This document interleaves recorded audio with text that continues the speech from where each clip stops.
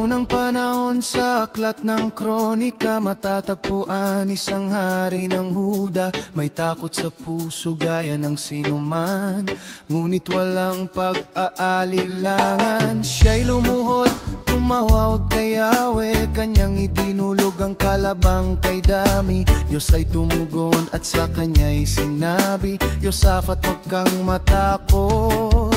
Sila'y nag-ayuno, sabay na nagpupuri, lahat ay sama-sama pati na ang hari. Patnubay ni Yahweh sa kanila'y namalagi, dahil sa panalangin banta ay napawi.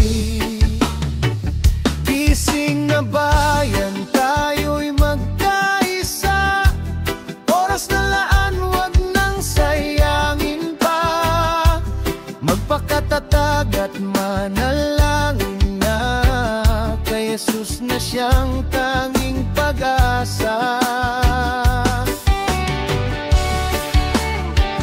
Banta sa ating bayan, nating nalalaman, kahit ang iba'y nagbubulag-bulagan, di mo maikakatwa ang katotohanan.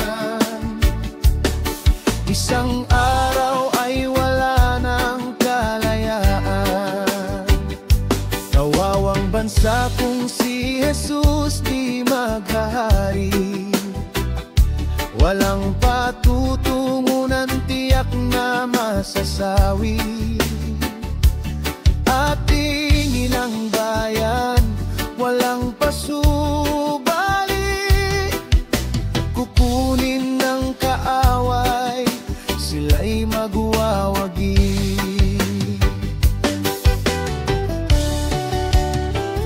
Gising na bayan, tayo'y magkaisa, oras na laan, huwag nang sayangin pa.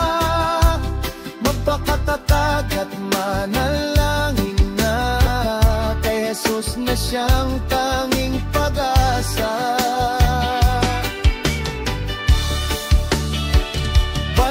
Sa ating bayan, nating nalalaman, kahit ang iba'y nagbubulag-bulagan, di mo maikakatwa ang katotohanan.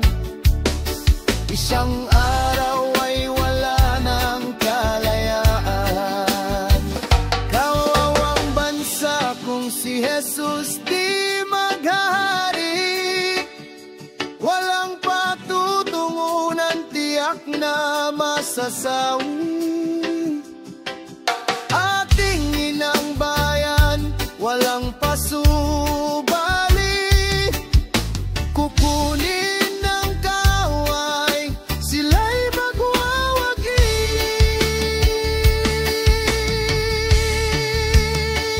Gising na bayan, tayo'y magkaisa, oras na laan, wag nang sayangin pa.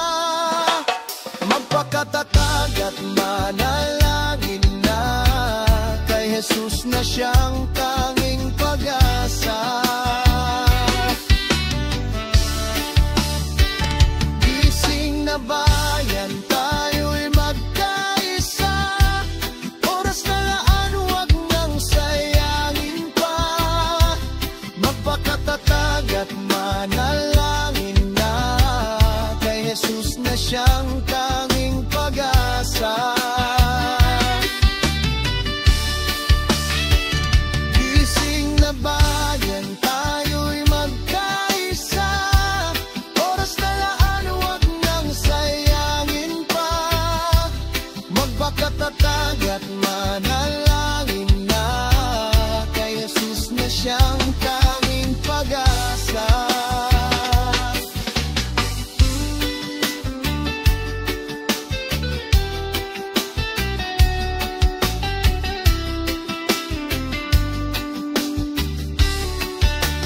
Hi Tol, Repa Pips, salamat sa panonood. Baka naman pwede mo i-subscribe ang channel na ito at i-like mo na rin, saka i-share na rin. Salamat, Yiman.